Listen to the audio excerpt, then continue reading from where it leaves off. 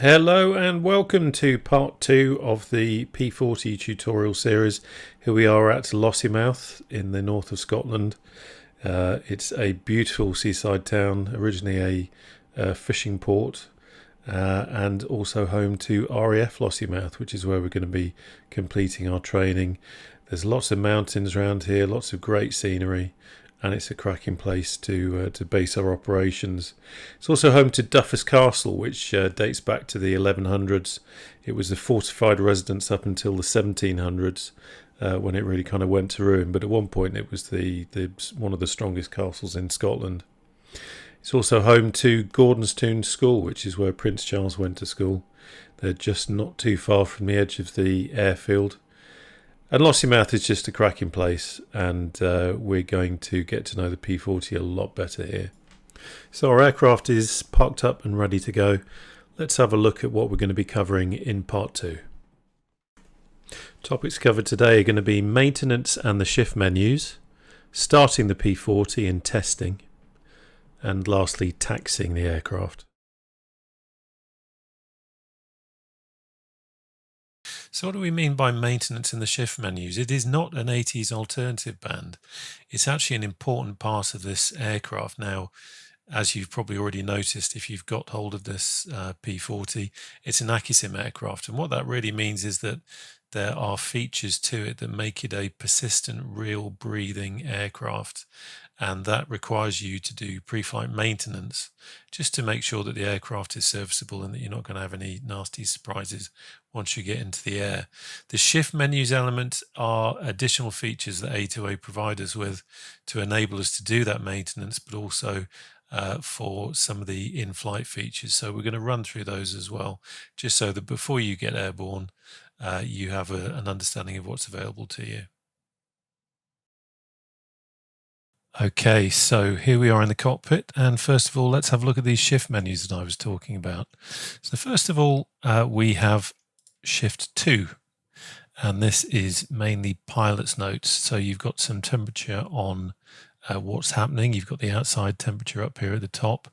Once we start flying, you'd see that you've got estimations on your ground speed, your endurance, how much time you've got left, your range, how much range you can do with your current fuel and power settings, and what fuel economy you're getting. You've also got a neat little, it's almost like a placard, I guess, here showing your power settings for takeoff, climb and cruise. That's always quite useful to refer to. And then down here we've got notes and checklists. So here we go. If we go back to page 1, you've got some main notes on the aircraft just to give you, primer strokes, how many you need, what your temperature minimums or maximums rather are, gear down speeds, all this kind of stuff, just the useful ready things that you need to have available to you. And then you have checklists. So here we are. We'll take another look at these, but this is just giving you an idea as you run through. So there's quite a lot of information there. So that is that's almost like your pilot's notebook there, and that's on shift 2. Shift 3 is a controls panel, and this is quite useful for rather than hunting for keys. For example, if we wanted to put our oxygen mask on, we would just click there. Luke, I am your father. Sorry, I'm going to stop doing that. If we want to have our APU plugged in, we can select that. In fact, let's jump to an outside view, and we can plug in our APU. You've also got access to some other controls. You can change the radiator flaps here as well. You've got the lights, the light setting. This here, auto hydraulic pump, this is a feature that A2A have given to people. If you don't want to hold down the hydraulic electric pump, which is the button on the stick, then you can select that. And what that really means is that when you then come into the cockpit and you, you select your electric hydraulic pump button, you've only got to press it once, and your gear will come down, and it just takes out that that whole thing where you haven't to actually hold the button down. It makes it a bit more like what you'd expect from a normal simulator aircraft, but it is not realistic, so we don't use it. Okay, right.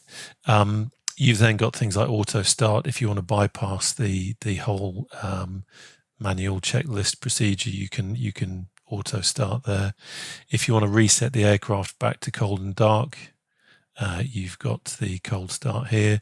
You've got an auto cold and dark disabled. I think that just means that when you start the aircraft up, it will always be in cold and dark mode. I don't use it personally because I always shut the aircraft down anyway. You've got the volume for the sound effects, and you've got the quality of the sound effects, and you've got damage on and off. Again, a lot of this stuff I don't necessarily use. I just leave it as it is, and damage is always on, because the reason we've got an Accu-sim aircraft is because we want to get as close to reality as possible. So that gives you an overview of what that's all about. Lots of useful things in there. Headphones, you can put headphones on. What that will do essentially is it will mimic the this is going to sound really obvious when I say it, mimic you putting headphones on, and that reduces the noise of the environment. So it will reduce the engine noise if you're on a long flight and you just want to take the edge off that engine sound. Then you can pop those on. Also, if you want to raise the aircraft onto jacks, you've got jacks here, and why don't we have a look at that from the outside? Here we go. Let's pop her up on jacks. And if you want to practice or have a play with the hydraulics, raising and lowering the gear, the flaps, that sort of thing, then stick it up on the jacks and off you go. Okay, so that was the controls. Let's put them off the jacks. Thank you. Let's go back here. So Shift 4 is our payload and fuel manager, and this is where we get to load up all our bits and pieces, our fuel, our oxygen, coolant fluid, and that's just as simple as tapping on here and then filling our tanks. So we're not going to go flying today, but we do need some fuel on board. So we will pop a bit on, ready for next time we go. Not going to completely fill the reserve tank. You can also add ammunition here as well. Obviously, we're not going to be going into combat. This isn't a combat simulator, but if you wanted to simulate the additional weight of the ammunition, then that's where you would pop that in there. Conversely, you can change the weight of the pilot. You can select the fuel octane, 100 or 91. I tend to fly on 100 all the time. And you can also select the fuel and oil type. Now, just to note on the fuel and oil type, the summer grades, the normal grades, the winter grades, it really is, that's almost extremes of temperature. So, for example, the winter grade, you're going to be using that at below 20 degrees Fahrenheit or below -7 degrees centigrade. Conversely, the summer, you're going to be using that at above 90 degrees Fahrenheit or 32 degrees centigrade. So they are really for extremes, and most of the time normal will suffice. So that's the payload and fuel manager. So Shift 5 is our map, and you can use this as your your navigation map. You've got various different bits and pieces you can add here. You can zoom out, zoom in. You can add range rings. You can I don't think we've got anything here that's necessarily gonna yeah, it's not really going to show it off, is it? Let's have a look. Oh yeah, it did. Okay, so we've got a VOR here at Lossie. And as you can see, as I click that, it's adding more information onto the map. So again, it's just a useful little tool to have. You may have, you may be using a little nav map, or you may be using something similar to that. But otherwise, this is a great little tool to have actually inside the sim. So that's our map. Just one other thing to note actually on here is this these giant rivers that we have flowing through here. This is some kind of quirk of True Earth. It's not. This isn't the Amazon Delta. It doesn't really look like that, but for some reason, True Earth, Orbex True Earth, adds these huge waterways to maps, but not actually into the scenery itself. But that's just an explanation for that, just in case you're coming up here to fly and you think, where the hell have all those big rivers gone? Okay, Shift 6 is radios. Very simple. Pop in your comms frequency or your squawk. Simple as that.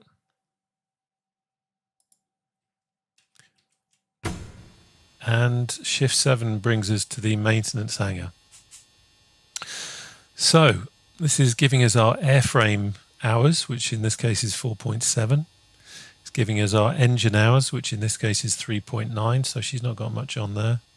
And it's telling us what our prop is. We only have one prop in this case. If you've seen the Spitfire video, then you'll know that we've got 3 propeller variants there. General condition, she's in good shape. And notes, we've not got anything there at the moment. But say, for example, the engineer had to clean up the spark plugs. There would be a little note in there, or if there's anything else that they've observed to be wrong with the aircraft, then again that will be listed. That will be listed in here. We can take a closer look at the engine. Anything that is in green is in good condition. Someone dropped a spanner there. Pick it up, boys. If it's yellow, then it's a warning. It's telling you, hang on a minute, something not quite right here. Something potentially about to go pop. Possibly needs attention. If it's red, it's bust. You got to replace it. What we can also do here is a compression test, and then that will give us the condition of our individual cylinders. And again, you can replace each individual cylinder as they break down.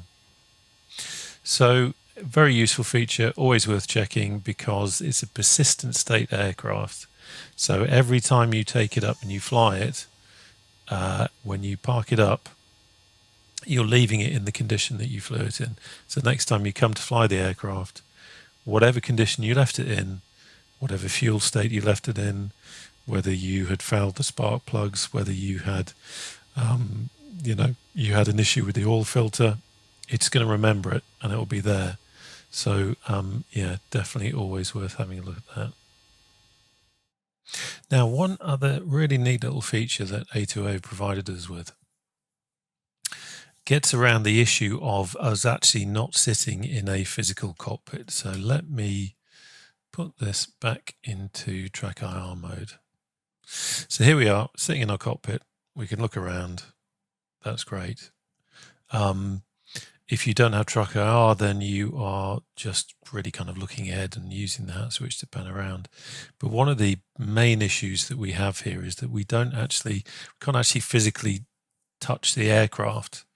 And when you've got an aircraft like this, which has got so many levers and bits and pieces in it, sometimes it can get a little bit confusing as to where things are set when you are, for example, coming in on final approach, where your attention is taken up with flying the aircraft, and you don't want to be searching around like this all the time necessarily and looking to see what's there. As I say, with track R, it's a lot easier because you can literally look forward, quick look down and look up again. If you don't have track IR, not quite so easy. So what A2A have done is they've given us Shift 1. And if you press Shift 1, you can see down here, you've got flaps, you've got gear, and you've got radiator. And that's telling you the current position of those elements so that you can fly along. And it's almost taking the place of either the ability to quickly look down and have a look, or to actually put your hand down and kind of feel where that lever is. Okay, so it's not in the central position, it's up. That means that my flaps are in the up position, or, same sort of thing with the gear. So it's just making your life a bit easier. It's quite an interesting little feature, quite clever. And as I say, if you've not got track IR, and if you are just getting to grips with the aircraft, it's not a bad idea to have that there when you're doing your initial training to help you with your, your situational awareness.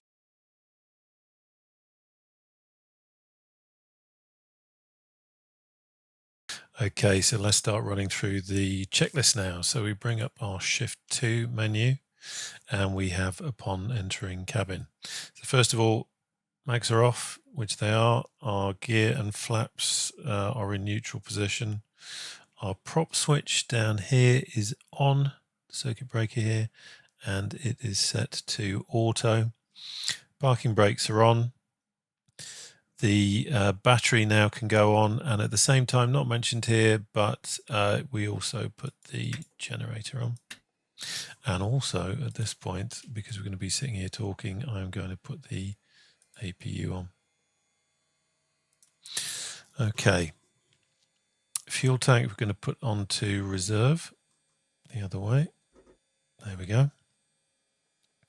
We're going to have a quick look here at our fuel gauges. Fuselage, plenty of fuel, pretty much almost full, and wing tank is in the same situation.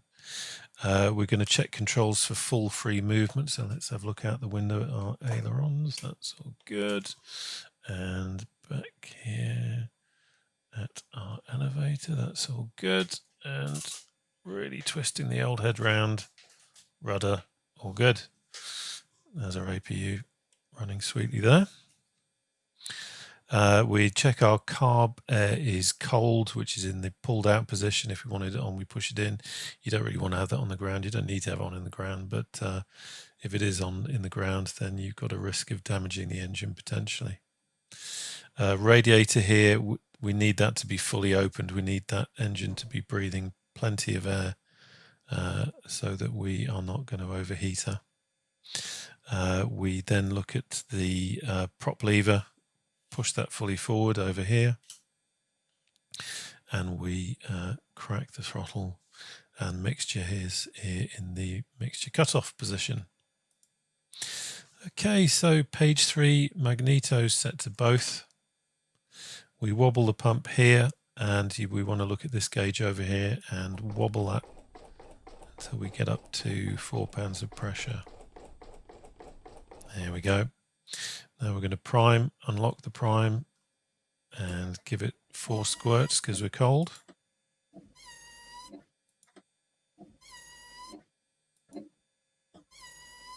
Leave that unlocked just in case we need it. Now the fun bit, we are going to energize the starter and listen for it winding up. It takes about 20 seconds. You know you're there when the pitch remains constant.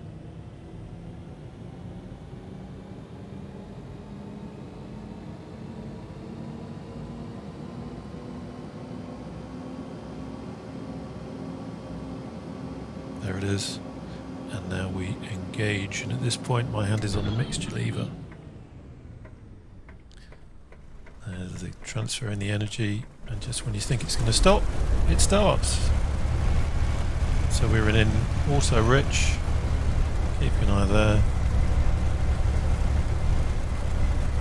Just give it 1 squirt and then lock it. Accu-sim talks to you through sound as well, so you need to listen to the engine, listen to what it's doing. I'm going to reduce the RPM down now because we want to run up between 800 and 1000 RPM, which is running relatively smoothly. Have a quick look down here, check our oil pressures. That's good, healthy. Fuel pressure's good. And on our temperatures before we run up, we're looking for our oil to be 40 and our coolant to be 80 over here. So while we're waiting for that to happen, let's have a look and check that our gyro direction indicator is where it should be. So the compass at the moment is 6 degrees. What have we got up here? We've got 7 degrees on the gyro, so that ain't bad really. Quite often when you get in, there will be a difference between the two, so that's something that you always want to have a look at. And while we're down here, this isn't the conventional aircraft. We don't have a flashing beacon light or anything like that. At this point, there's a whole crowd of people standing around watching, so we can, if we wish, put our running lights on. Okay, check on our temps. So we're 28 on the oil. And we're 54 on the coolant, so there's still a bit of a way to go.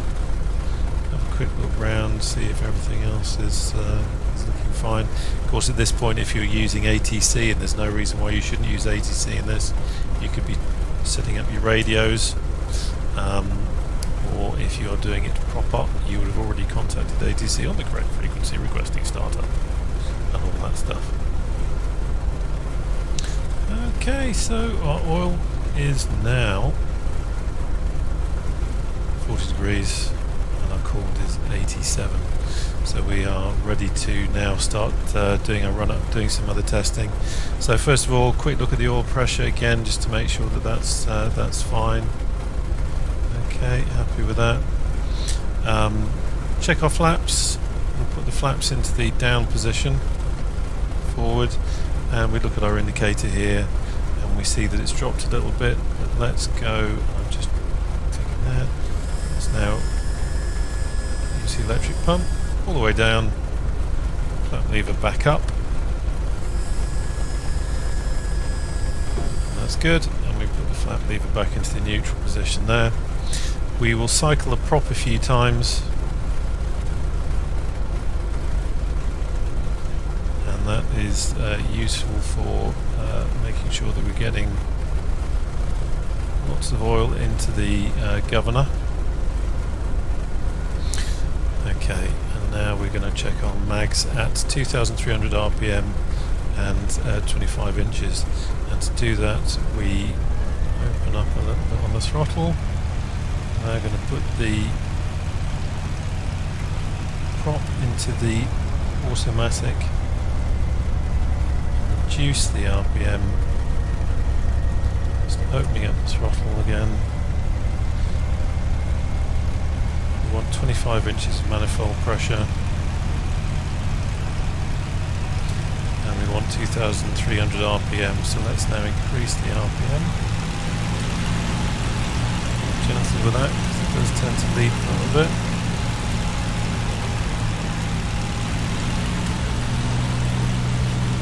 There we go. It's pretty much there. Right, we do a mag check. Looking for a drop of less than 100. Left, there. That's good. And now we put the prop back into auto. And let's just power down a little bit. There we go. Everything can calm down now. Quick look at our temperatures. You can see our temperatures have risen a little bit. This is when you need to start keeping an eye on things. Now the first thing to notice is that if this was a normal flight, we're actually already too hot to take off. We've got a maximum temperature, coolant temperature for safe takeoff of 100 degrees. So that gives you an indication. We're kind of going through this at a slightly slower pace for demonstration purposes and all that, but it kind of gives you an idea how quickly you've got to be to get through these checks without overheating. So we would not be taking off today with that temperature, but it's just as well we're not taking off today. We're just going to taxi out, and then that will be the end of the demonstration. So first of all, before we go anywhere else, we're just going to do some additional checks. We're going to check the attitude indicator is uncaged, which it is. We're going to check our press tone, so there we go. Actuate that switch there, and we can see the press tone warning light actually comes on. We're going to turn on the pitot heat. That's always worth having on. And we've got our lights on, so that's all good. Trim is where it should be, and our instruments are all tickety-boo. We've already checked that, and that's fine. Also at this stage we'd be dialing in the correct barometric pressure. I'm just going to set it to 0 for the purposes of what we're doing here. Okay.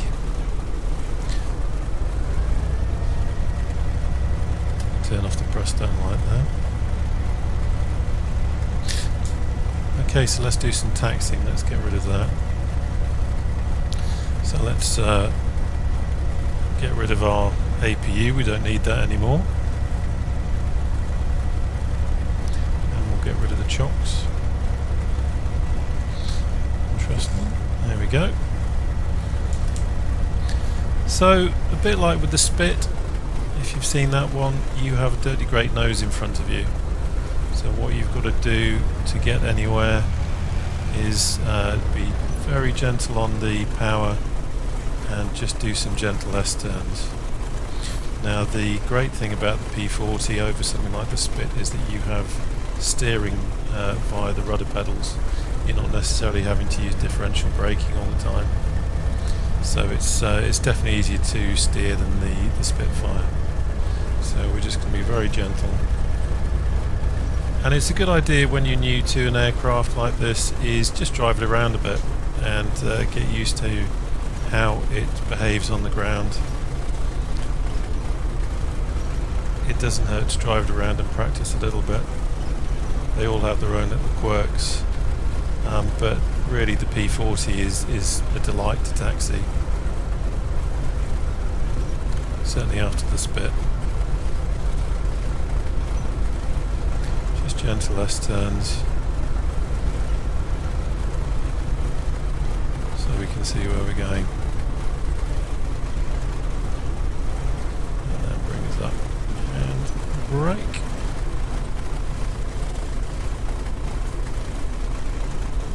There we go. So as you can see, with all that messing about that we've done, our coolant temperature is now the princely 105 degrees centigrade. So we haven't gone much higher than we were before, but strictly speaking that's still too hot for us to want to take off. So we will be taking it back now so the engineers can tut and generally be disgusted that we've overheated.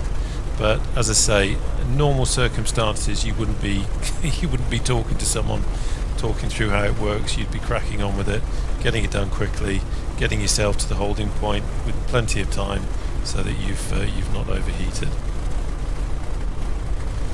Okay, so that's part 2 done. I hope that's been of use to you and you've got something out of it. Part 3, that's when we're going to actually take off and take to the skies in this beautiful aircraft. So thanks for watching, and I will see you back on the channel soon.